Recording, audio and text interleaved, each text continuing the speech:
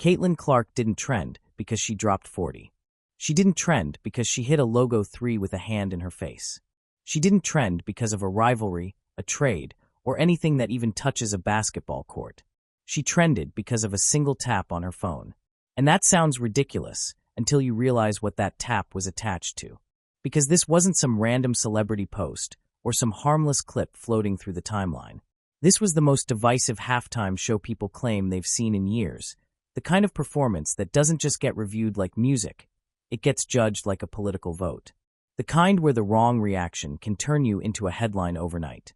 The kind where even staying quiet gets you dragged, because silence gets treated like a statement too. And Caitlin Clark? She's the last athlete anyone expects to step into that mess. This is the same Caitlin who built her entire image on doing the one thing everyone says athletes should do. Shut up and hoop.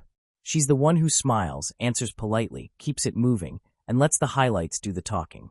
She's the one who doesn't give people extra material to clip, twist, or spin. She doesn't hand the internet a weapon. She doesn't feed the outrage machine. Until now. Because after that halftime show, at the exact moment the internet was in full meltdown mode, Caitlin did something so small it should have meant nothing. And somehow it became everything. People screenshot it. They circled it. They reposted it like it was a confession. Sports accounts treated it like breaking news. Culture war pages treated it like proof. Commentators treated it like a side was chosen. Fans treated it like betrayal. Other fans treated it like freedom. And the craziest part is, Caitlin didn't even say a word. No interview. No tweet. No press conference quote. Just one tiny action that instantly got read a million different ways. So the real question isn't, what did Caitlin do? The real question is, why did it hit like a bomb? Why did a woman who's famous for basketball suddenly get dragged into a national debate over a halftime show? Why did one click turn into a loyalty test?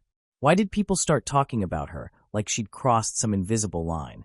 And even more importantly, why did this happen right now, when the WNBA is trying to grow faster than it ever has, when Caitlin is more valuable than ever, and when everybody, from sponsors to critics to the loudest fans online, has an opinion on who she's supposed to be? Because once you see the full setup, you realize this wasn't just a random internet moment.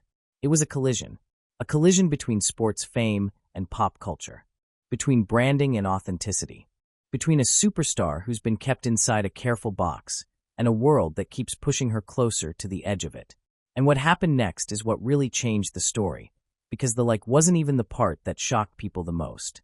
That came after. But first, you need to understand the atmosphere Caitlin stepped into, because the timing of this whole thing is why it exploded the way it did. And to get that, we have to rewind to the night that halftime show happened, when nobody was talking about the actual game, and the country was already split before the first beat even dropped. Because once you understand the chaos, you'll understand why Caitlin's smallest move became her loudest moment. Here's what people forget about the Super Bowl. It's not just a football game. It's a national stage where everything gets amplified. The commercials get judged like movie trailers. The halftime show gets treated like a cultural scoreboard. And the next day, half the country is debating what it meant more than what it sounded like. So when that halftime show hit, it didn't land in a calm, normal world. It landed in a world that was already tense. A world where people don't just react anymore, they declare. A world where a performance isn't just good or bad. It's a signal, a label, a side. And the bigger the platform, the more vicious the reaction gets, because people want the moment to belong to them. They want it to confirm what they already believe. That's why this particular halftime show didn't just get discussed. It got fought over. And if you watched the internet that night, you could feel it instantly. The takes weren't even about the music half the time. They were about identity, about culture, about whether the show was for everybody or for someone else, about what language was used, what symbols were shown, what kind of energy was celebrated, and who looked comfortable or uncomfortable watching it. And that's the key thing. The show wasn't just entertainment anymore. It became a mirror. And people don't like mirrors if they don't like what they see. That's why the moment the performer was announced, the reactions were already intense. Before the stage lights even came on, people had already decided what they were going to feel. They were pre-mad, pre-excited, pre-offended, pre-celebrating. It was locked in. Because the performer wasn't just some random pick. He came in with a reputation, with headlines attached, with the kind of fame that doesn't stay inside music. Bad Bunny isn't background noise famous. He's global. He's polarizing to people who already wanted something else. And more importantly, he's the kind of artist who represents a shift, whether you personally like his music or not, because he's proof that mainstream America doesn't get to decide what mainstream is anymore. And that freaks certain people out. Because for decades, the Super Bowl halftime show was treated like a very specific kind of American pageantry. Big, safe, familiar. Even when it was edgy, it was the kind of edgy that still felt like it was packaged to be comfortable. It was a show designed to make the broadest crowd nod along. But this time felt different to people from the jump, because it didn't feel like the show was trying to be everybody's comfort food. It felt like the performer was going to bring his world to the stage and not water it down. And whether you love that or hate that, it's the exact recipe for a national meltdown. So on the night of the game, you had two realities happening at once. Reality number one, regular people sitting on couches, eating wings, laughing, watching a performance, and moving on. Reality number two, the internet, which doesn't know how to move on anymore, treating the halftime show like a referendum on culture. That's where the war started. Because as soon as the show kicked off, the reactions began splitting into camps. One camp was like, "This is electric, this is fresh, this is a celebration, this is energy." Another camp was like, "This is not what I wanted, this is not what the Super Bowl should be, this feels like a statement." And the thing about statements is, people assume they're directed at them. So then you get the hot takes. The clips chopped up into the most provocative 10 seconds possible. The captions designed to bait the other side. The comments full of people who weren't even watching the show. They were just watching the reaction to the show so they could jump into the fight with everybody else. And once that happens, the actual truth becomes irrelevant. Because the truth is slow. The narrative is fast. And the narrative that night was basically, if you loved it, you're supporting one thing. If you hated it, you're supporting another. No nuance. No room for, I liked parts of it. No room for, it's not that deep. No room for, I just like the beat. It became a pressure cooker. And the pressure cooker got even tighter because the show itself leaned into culture in a way that was impossible to ignore. The language, the vibe, the visuals, the whole feel of it. It didn't whisper. It didn't ask permission. It didn't pause to make sure everybody was comfortable. It moved like it knew exactly what it was and didn't care if someone somewhere rolled their eyes. And for some viewers, that confidence is what made it amazing. For other viewers, that confidence is what made it feel like a challenge. That's why the celebrity cameos mattered too, because when famous faces appear during a performance like that, it stops being just about music and starts becoming about who's aligned with who. People start treating the stage like a guest list. Like the camera is revealing who belongs to which tribe. And once the show ended, the game didn't even matter anymore. The halftime show became the headline, the debate, the argument, the thing people woke up still yelling about the next morning. And this is the most important part, so don't miss it. When the internet is in that kind of mood, it starts hunting for proof. Proof that public figures agree or disagree. Proof that celebrities picked a side. Proof that athletes stood up or sold out. People stop watching the performance and start watching the people watching the performance. They start tracking likes. They start tracking follows. They start tracking who reposted what. Because a like is the perfect weapon. It's small enough that you can claim it means nothing, but public enough that everyone can project meaning onto it.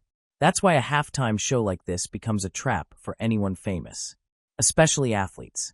Because athletes are already held to a weird standard. People want them to be superhuman on the court, but silent off it. They want them to have massive platforms, but use them only for things that don't make anybody uncomfortable. They want them to be relatable, but not too real. They want them to be authentic, but only in ways that sell. And that's exactly where Caitlin Clark comes in, because Caitlin isn't just an athlete. She's the athlete right now in women's basketball. She's the engine. She's the ratings magnet. She's the jersey mover. She's the face on the posters. She's the name people argue about even when she's not playing. And because of that, people don't view her like a normal person who casually reacts to music. They view her like a symbol. And symbols aren't allowed to be messy. So once the halftime show turned into a cultural battlefield, it created the perfect storm. Because the internet was already angry, already divided, already looking for its next target. And Caitlin Clark was sitting right there, existing as the most watched athlete in the space. which means this wasn't just a halftime show happened. It was a moment where everyone was watching to see who would flinch, who would support it, who would criticize it, who would stay silent, who would pretend they didn't see it. And Caitlyn's entire brand up to that point was basically built on one thing: she doesn't flinch. But the way she didn't flinch this time is what set the whole thing off. Because when the country is split, the internet doesn't want you to be a person. It wants you to be a sign. And Caitlyn Clark, whether she meant to or not, walked right into the middle of that storm with one quiet move that people would treat like a megaphone. And the craziest part? She didn't do it with a speech. She didn't do it with an interview. She didn't do it with a headline quote. She did it the way normal people react every day without thinking. And that's exactly why it was so dangerous. Because the next morning, when the biggest sports account posted the celebrity roll call, and the comment section was already a war zone, Caitlyn did the one thing she almost never does in moments like that. She engaged. And once she engaged, the screenshots started. But the screenshot isn't even the part that made people spiral. The part that made people spiral was what Caitlyn's engagement represented to different groups who already believed they owned her story. And that's where we go next, because the move itself takes 2 seconds to explain. But the reason it detonated takes a lot longer. And once you see that, you'll understand why this wasn't just an Instagram-like. It was a test of how much freedom the biggest star in women's basketball is allowed to have. And the internet's answer to that test was loud. Now let's get to the exact moment it happened, because the timing was almost too perfect, and the post she liked wasn't random at all. By the time the sun came up the morning after the Super Bowl, the internet was already exhausted, but not done. The arguments hadn't cooled off overnight. They'd multiplied. Clips were being reposted with captions designed to inflame. Comment sections looked like battlegrounds. Major media personalities were chiming in. Political accounts were clipping reactions. Even people who didn't watch the game were suddenly experts on what the halftime show meant. And right in the middle of that chaos, ESPN did what ESPN always does. They posted a recap. Nothing dramatic. No manifesto. No deep analysis. Just a carousel post highlighting the celebrity cameos during the performance. Big names. Recognizable faces. A clean caption. A standard post that would normally get some fire emojis, a few debates about who showed up, and then fade into the scroll. Except this one didn't fade, because the comment section under that post was already radioactive. Half the comments were celebrating the performance. Half were tearing it apart. Some were arguing about culture. Others were arguing about politics. Some were pretending it was just about music, but clearly reacting to something deeper. It was exactly what you'd expect from a moment that had already split people down the middle. And that's when it happened. Caitlyn Clark liked the post. That's it. No caption. No speech. No explanation. No dramatic announcement. Just a tap. Now here's where people who aren't famous will say, "So what?" Everyone likes posts. It's automatic. And normally they'd be right. But context is everything. This wasn't a random Wednesday. This wasn't a harmless highlight clip. This was the most talked about performance in the country, sitting inside a comment section that looked like a live argument. And Caitlyn Clark, the most commercially valuable player in women's basketball, just stepped into it. You have to understand something about Caitlyn's public behavior up to this point. She doesn't casually interact with controversial content. She doesn't toss likes around when the temperature is high. She doesn't give the internet extra material to interpret. If anything, she's been almost disciplined to a fault. Interviews are polished. Social media is clean. Her brand feels intentional. Nothing reckless. Nothing impulsive. Nothing that could be clipped out of context and used against her. So when she engaged with that specific post, at that specific moment, it immediately broke pattern. And when a superstar breaks pattern, people notice. Within minutes, screenshots started circulating. You know how the internet works. Somebody checks the likes on a high-profile post. They see a blue checkmark name that stands out. They screenshot it. They circle it. They post it with a caption that implies meaning. Caitlyn Clark liked this. No context. Just implication. And implication is the internet's favorite sport. Because now everyone could project their own interpretation onto it. If you already loved the halftime show, the like meant she supported it. If you already hated the halftime show, the like meant she endorsed it. If you were neutral, the like suddenly forced you to reconsider whether neutrality was even possible. And here's the part people underestimated. Caitlyn isn't just popular. She's symbolic. Over the past year, she's been pulled into debates that had nothing to do with jump shots. People argued about how she was covered in the media. People debated whether she was overhyped or underappreciated. Some groups embraced her as proof of one narrative. Other groups pushed back and framed her as part of another. Whether she asked for it or not, Caitlyn became a cultural Rorschach test. People see what they want to see in her. So when she liked that post, it wasn't processed as Caitlyn liked a recap. It was processed as Caitlyn chose. And that's when things escalated. Because the backlash didn't just come from random trolls.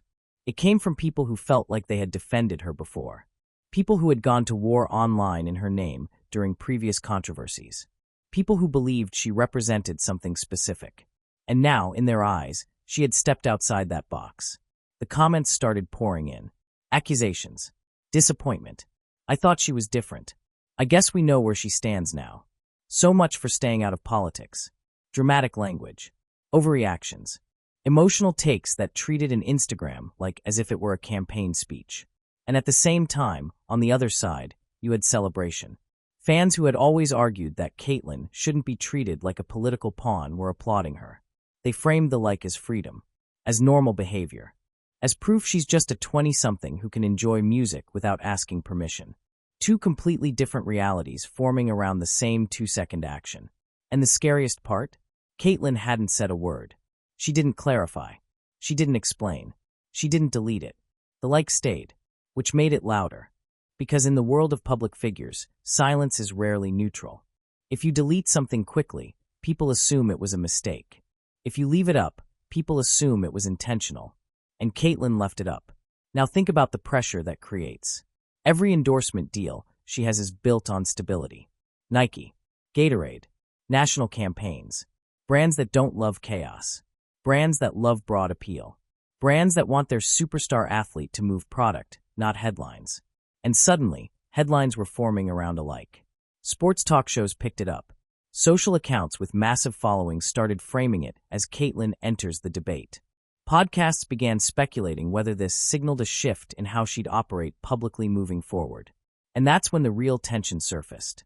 Because this wasn't just about music anymore. It was about whether Caitlyn Clark, the face of the WNBA's explosive growth, was allowed to publicly react to something that half the internet was fighting over. Was she allowed to be a person? Or was she required to remain neutral at all costs?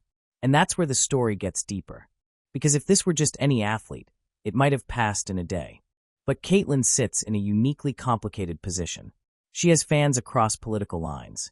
She has critics across political lines. She has people who want her to stay completely apolitical. She has people who want her to speak more openly. She has teammates who come from different cultural backgrounds. She has a league that has historically leaned into social issues. She has sponsors who want minimal controversy. She has a fan base that expects authenticity. It's a balancing act that would exhaust anyone. And in that moment, the internet basically demanded that she declare which tightrope she was walking. All because she liked a recap post. But here's what most people missed. The post she liked wasn't just celebrating the performer. It was highlighting the celebrities who showed up in support. Which meant her like wasn't just interpreted as enjoying the music. It was interpreted as aligning with the entire energy surrounding the show. And that's when the narrative machine really started spinning. Some accounts framed it as her picking a side. Others framed it as her breaking her silence. Some exaggerated it into something far bigger than it was. And the longer it trended, the more pressure built. Because the question shifted from, why did she like it? To, will she address it? And this is where things get interesting. Most public figures in that situation follow a very predictable script. They quietly unlike the post. Their team releases a vague statement about how things were taken out of context.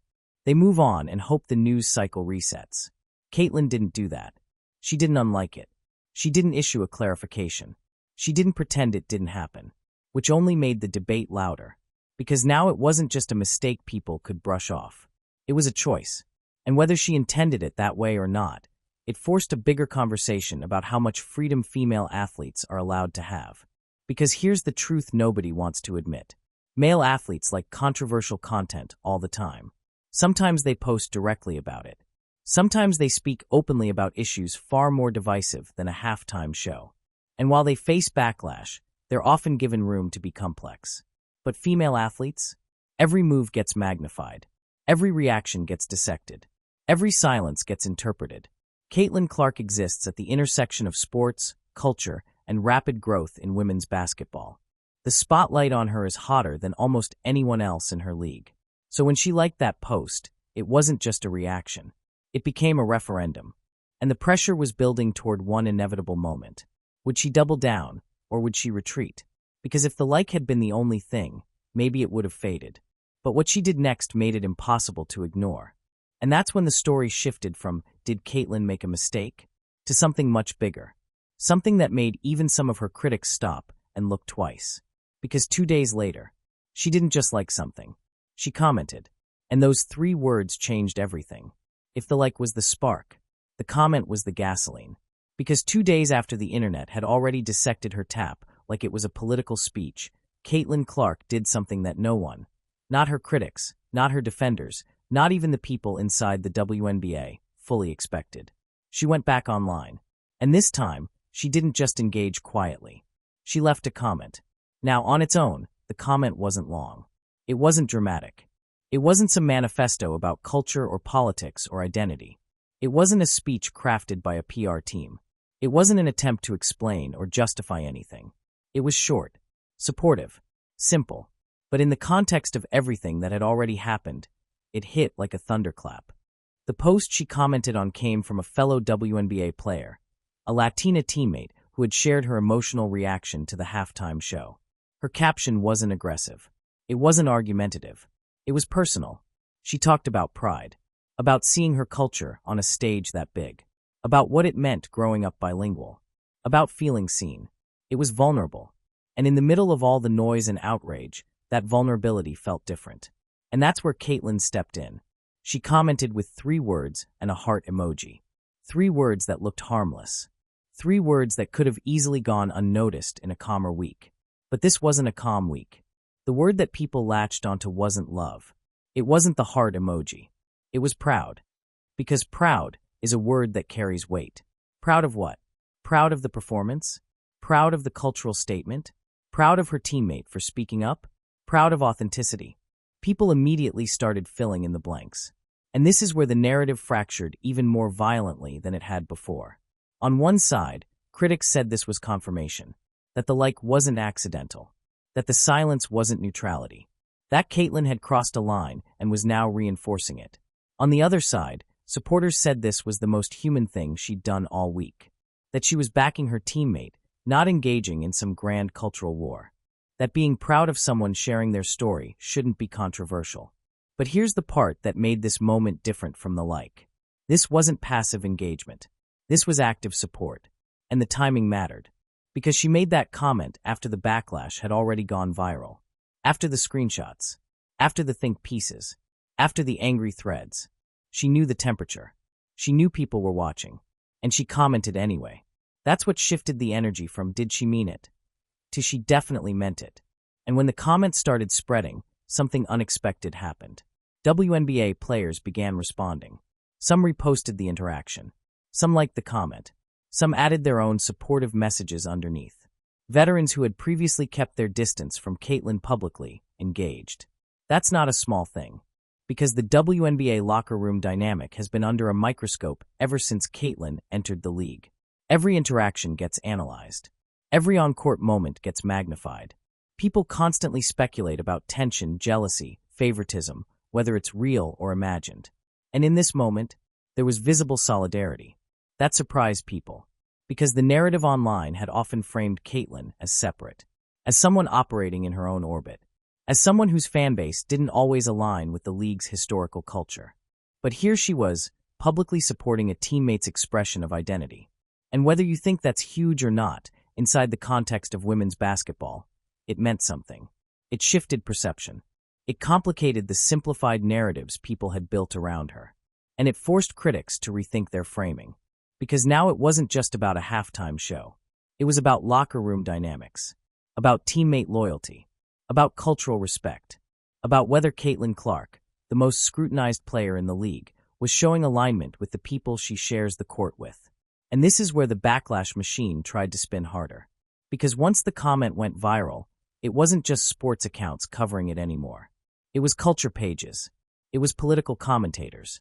It was influencers who thrive on framing everything as tribal warfare. And their question became sharper. Is Caitlin Clark choosing the league over her fan base?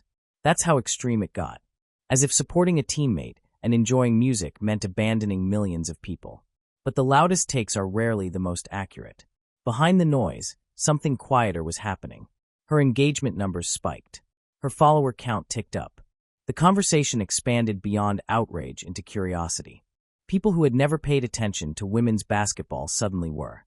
People who had only seen her as a highlight machine were now discussing her as a personality. And that's when brands started watching more closely. Because controversy scares corporations, but attention excites them. The fear isn't backlash. The fear is irrelevance. And Caitlin was anything but irrelevant. In fact, this moment proved something powerful. She could withstand noise without folding. She didn't issue an apology. She didn't clarify. She didn't soften her words. She didn't retreat into corporate-safe language. The comment stayed, and the world kept spinning. But here's the layer that makes this even more fascinating. The comment wasn't framed as political. It wasn't worded as a statement about policy. It wasn't aggressive. It was about pride and support, which forced people to confront an uncomfortable question. When did supporting someone's culture become automatically political? That's what made the debate messy. Because if you argue that she crossed a political line, you also have to argue that basic human pride is political. And that's not a clean position to defend. That's why this moment didn't implode the way critics predicted. It simmered. It stretched. It lingered. But it didn't destroy her brand.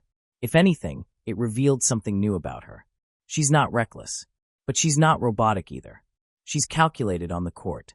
But off the court, she's starting to show flashes of independence. And that's what really made people nervous. Because the most marketable version of a superstar is one you can predict. The most powerful version is one you can't fully control. And the bigger questions started forming. Was this the beginning of a new Caitlin Clark? Not louder, not political, but less boxed in. Because the truth is, once you step outside the carefully constructed image even once, you realize you can survive it. And once you survive it, you don't fear it the same way. But the story still wasn't done escalating. Because while the internet was debating her comment, something happened behind the scenes that very few people noticed. Something involving the artist at the center of the halftime storm. And if the rumors are even partially true, this wasn't just a social media moment. It was the beginning of a cultural crossover nobody saw coming. And that possibility? That's what made the league, the sponsors, and the entire sports world lean forward. Because if Caitlin Clark and Bad Bunny's worlds even slightly intersect, this stops being internet drama. It becomes something bigger. And we need to talk about what reportedly happened next, because that's the detail that changes the entire scale of this story. Here's where the story stops feeling like random internet chaos and starts feeling strategic. Because a few days after the comment went viral, after the debates, after the hot takes, after the she crossed a line posts, whispers started moving through sports and entertainment circles. Not loud headlines, not official statements. Whispers. According to multiple media insiders, there was contact. Not public, not flashy, not something either side rushed to confirm, but quiet communication between camps. A message of appreciation, a thank you, an acknowledgement that Caitlin's support didn't go unnoticed. And when you really sit with that, it changes the scale of everything. Because now this isn't just Caitlin like to post. Now this is potentially the biggest name in women's basketball connecting, even indirectly, with one of the biggest music stars in the world. That's not small. That's not local. That's not contained. That's culture colliding with culture. And you have to understand what that represents. The WNBA has been fighting for mainstream respect for decades. Fighting for attention. Fighting for airtime. Fighting for investment. Fighting to be part of the larger entertainment ecosystem instead of existing in a niche bubble.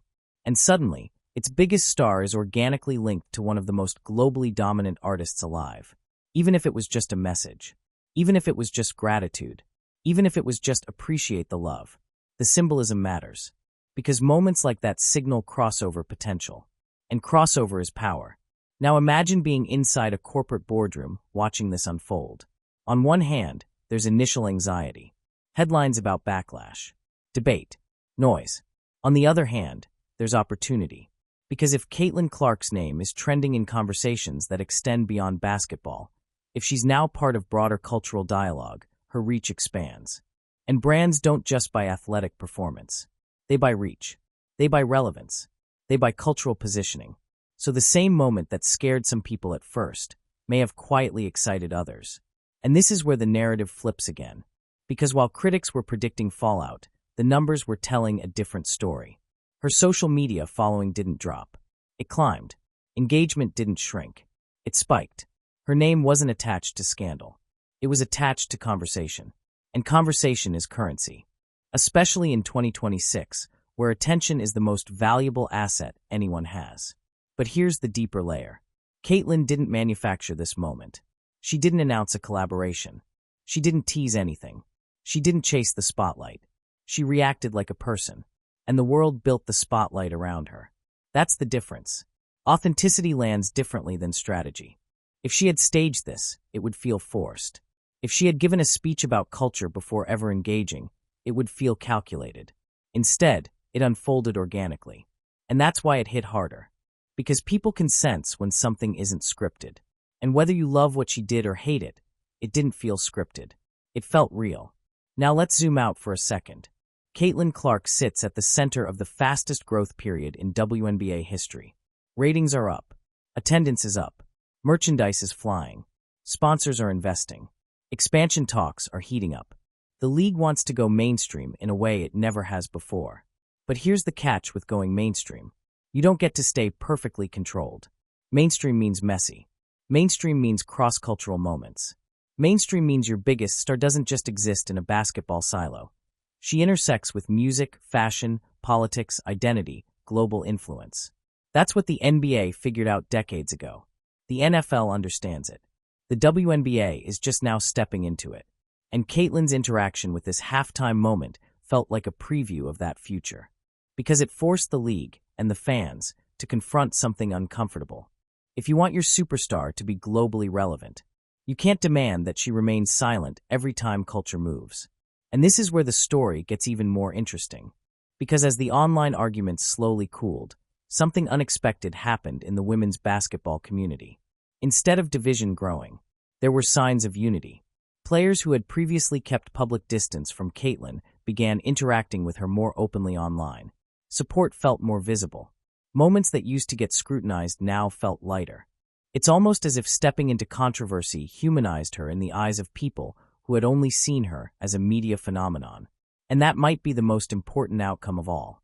Because one of the loudest criticisms Caitlin has faced is that she's been treated differently, elevated differently, covered differently, positioned differently.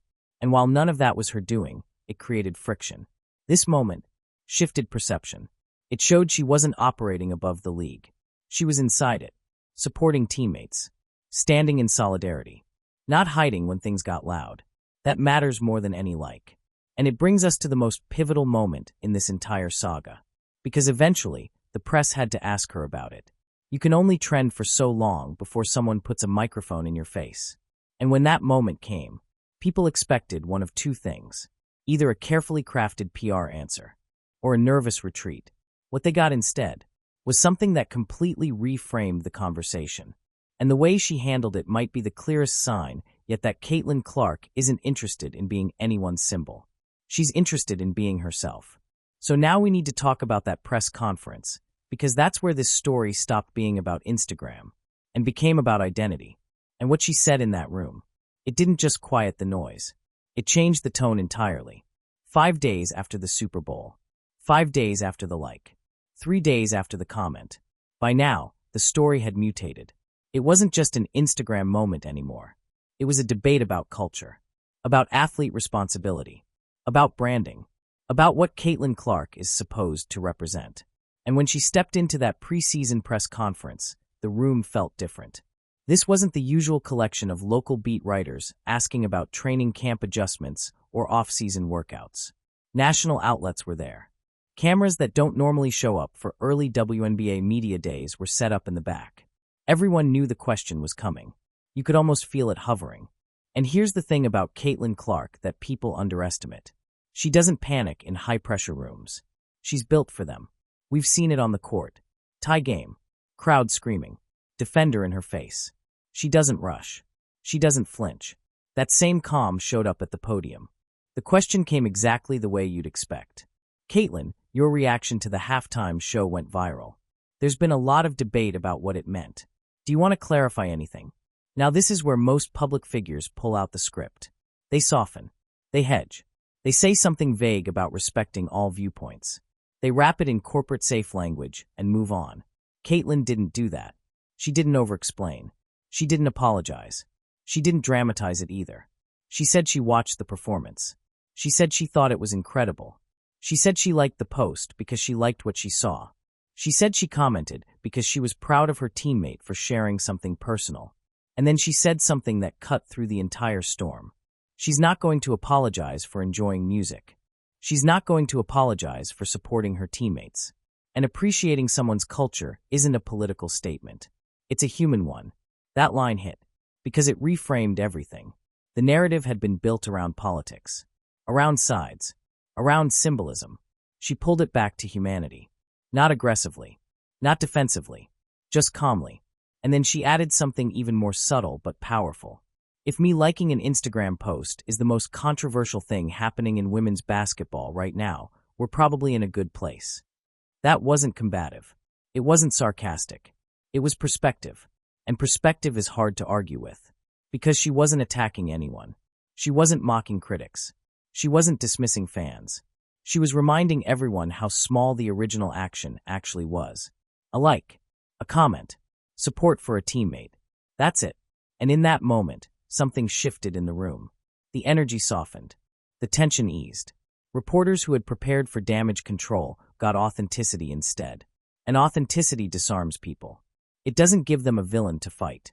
It doesn't give them a scandal to escalate. It just sits there, steady.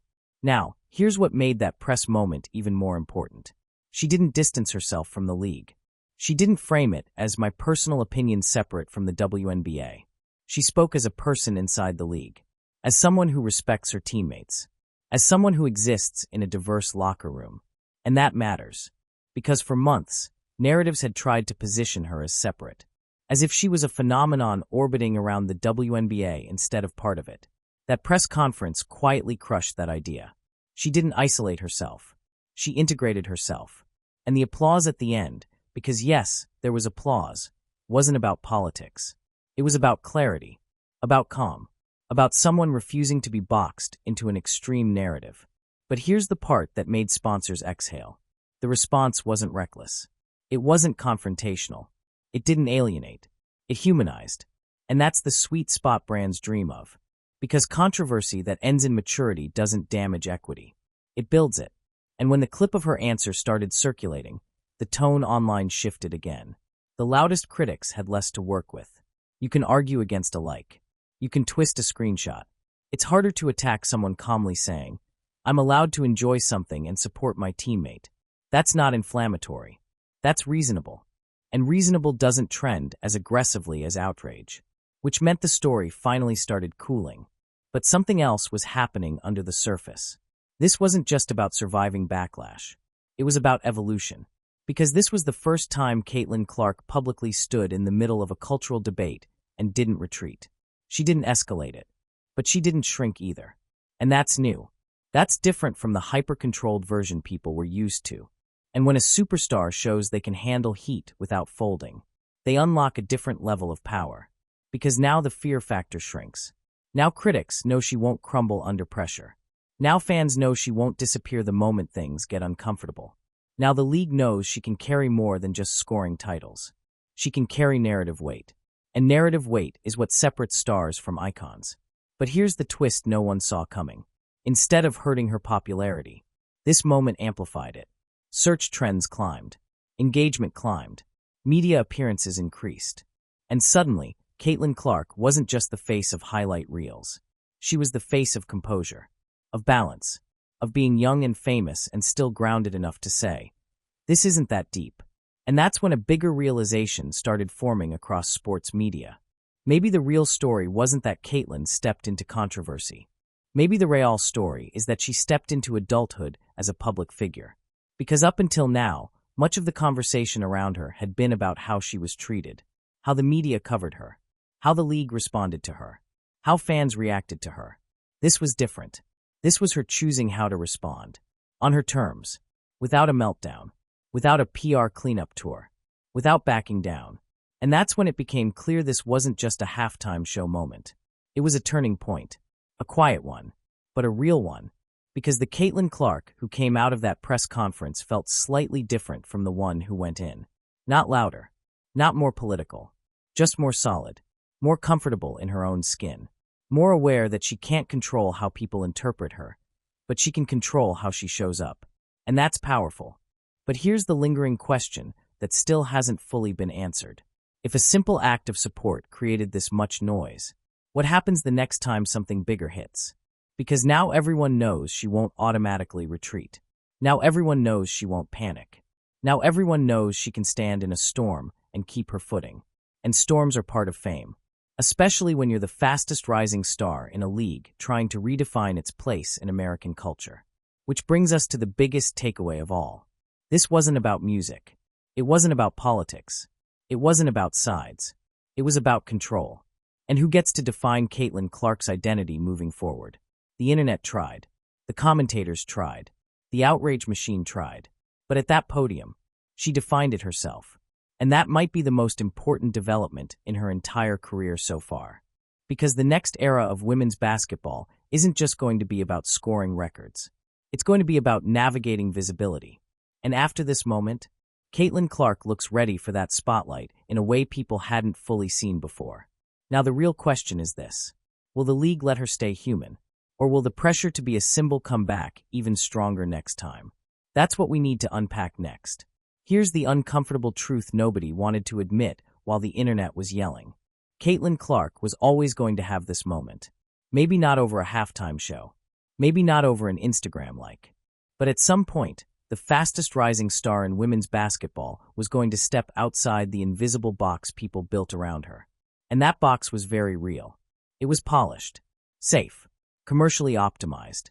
The version of Caitlin who scores 35, smiles in press conferences, thanks her teammates, and never says anything that makes sponsors nervous.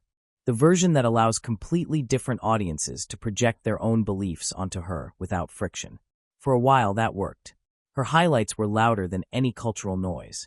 Her stats drowned out every debate. Her silence allowed people to assume she quietly agreed with them. But projection only works until the first crack appears. The halftime moment was the crack. Because suddenly, the illusion that Caitlin belongs to everyone got tested. Some fans realized she doesn't automatically mirror their worldview. Some critics realized she isn't a media-manufactured mascot either. Some brands realized she's more human than robotic. And here's why that matters long-term. The WNBA is scaling faster than ever. More broadcast deals. More expansion conversations. More corporate investment. More mainstream visibility. But mainstream visibility is messy. When you step into that level of relevance, you don't get to exist in a perfectly controlled bubble anymore. You intersect with music, culture, identity, politics, whether you ask to or not. And Caitlin Clark sits at the center of that intersection. This wasn't about a halftime show. It was about ownership. Who gets to define her? Who gets to claim her? Who gets to decide when she's crossed a line? Because over the past year, different groups tried to shape her into different things. A pure hooper who just plays basketball. A symbol of something bigger. A business engine. A lightning rod. But this saga revealed something uncomfortable. She doesn't fully belong to any of those narratives. She belongs to herself. And that sounds obvious, until you realize how rare it is for someone at her level to publicly assert that without saying it directly. She didn't shout it. She didn't campaign. She didn't make a speech about autonomy. She just refused to treat normal human behavior like a scandal. And the world didn't collapse. That's the shift nobody's talking about. The ripple effect that matters. The loudest part of the storm wasn't the most important part. The trending posts? Gone. The outrage threads? Buried. The think pieces? Replaced by the next debate. But the ripple effects? Those are still moving. Before this week, the dominant narrative around Caitlin was simple. Generational scorer. Ratings magnet. Commercial juggernaut. After this week, the vocabulary changed. Now people say, composed, self-assured, independent, grounded under pressure. That's a different category of star. That's not just athletic dominance. That's presence. And presence sustains longer than hype ever does. Because hype spikes. Presence stabilizes. Within a single week, Caitlyn went from silent engagement to viral backlash, to doubling down with support, to calmly addressing it under national media pressure. No spiral. No apology tour. No frantic PR cleanup. Just steady. That steadiness recalibrates everything. Media now knows she won't panic.